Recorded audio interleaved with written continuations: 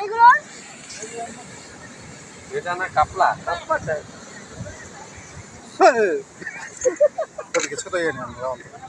এই তিনটে একসাথে তোলো। এই মাছগুলো আমি ইউটিউবে দেখেছি। কাঁটাগুলো মারাত্মক জিনিস বিষাক্ত, ওই জন্য এদের এক সাইডে ফেলে রেখেছে। হ্যাঁ আচ্ছা,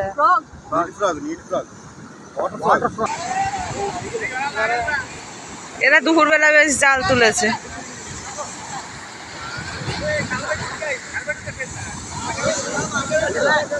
এই লম্বা মতো, এটা লম্বা মতো, এটা কি মাছ গো? సైమన్ చేప దొరికింది బాగా మంచి చేప সাইমন